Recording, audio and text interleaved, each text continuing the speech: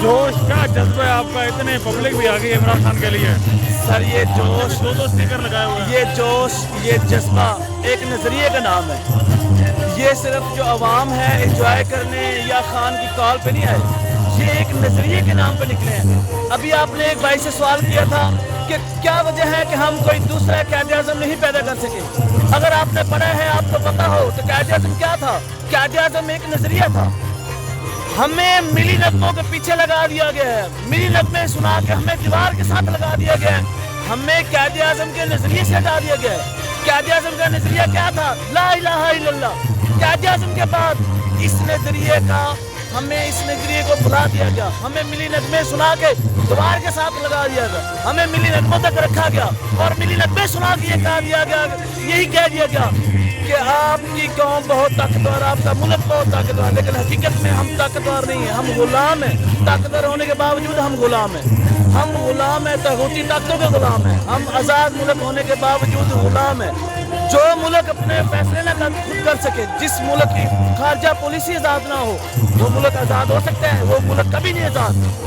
क़ायद-ए-आज़म ने ये मुल्क बनाया था अपनी आज़ाद खारजा पॉलिसी के लिए, ला इलाहा इल्लल्लाह के नारे पे। क़ायद-ए-आज़म ने अपने एक जलसे में कहा था, अहादीस की किताब लेके, कुरान मजीद हाथ में लेके, कसम है उस ज़ात की, ये मुल्क जो बना है इसमें कानून इन दोनों चीज़ों के मुताबिक होंगे। लेकिन आप देखें कि उनकी मौत के बाद हमारे मुल्क में उन दोनों चीज़ों के कानून नहीं बने जिनकी ज़रूरत थी। तो इस मुल्क के अंदर दूसरा क़ायद-ए-आज़म इसलिए नहीं आया कि उसको इनके नज़रिया से हटा दिया गया। अगर हम क़ायद-ए-आज़म के नज़रिए को देखें, उसके नज़रिए को पढ़ें, तो हर इंसान यहाँ पे क़ायद-ए-आज़म है। क़ायद-ए-आज़म जो हैं, उन्होंने इलामा इकबाल के नज़रिए को अमली जामे पहनाया था। इलामा इकबाल एक नज़रिया था जिसने एक पाकि खुद मुख्तार रियासत का नज़रिया दिया, क़ायद-ए-आज़म ने उसको अमली जामे पहनाया, उस नज़रिए को आवाम तक पहुँचाया। तो हमें इसलिए दूसरा क़ायद-ए-आज़म जो है वो नहीं बनने दिया, ताकि हमारे जो आप बैठे हैं ऊपर जो हैं, जो हमारे मुल्क के मेन लीडर हैं, जो मुल्क चला रहे हैं, जो हमारे मुल्क की ताकतें हैं, वो ग़ुलाम है बेसिकली, वो पैसे के ग़ुलाम है, नज़रिए के ग़ुलाम नहीं है। इसलिए हमें जो है वो सेकंड क़ायद-ए-आज़म नहीं बनने दिया गया। नौजवान किस तरह से मुल्क का निज़ाम बेहतर कर सकते हैं? आप लोग भी नौजवान हैं इस वक्त यहाँ, खासकर अब इमरान खान को सपोर्ट करने के लिए इतने जज्बे के साथ आए हैं। सर, क्या किरदार अदा करेंगे?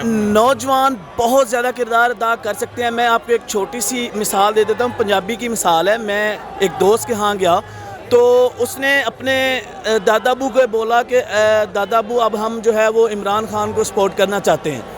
तो उसके दादाबू ने छोटी सी एक बात कही, जो पंजाबी में जिनके पास भैंसें हैं उनको ज़्यादा अच्छा समझ आ जाएगा।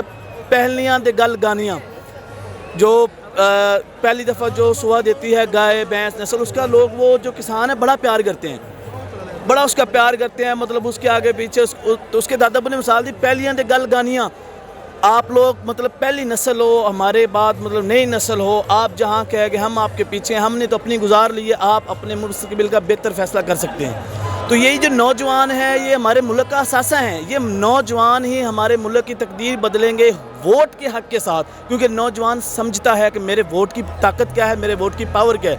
आज से पहले हमारा जो इलेक्शन का निज़ाम था वो यही था कि हमने वोट उसी को देना है जो हमारे काम आ जाए, जिससे हम सपोर्ट ले सकें, जिससे हम थाना कचहरी के काम ले सकें।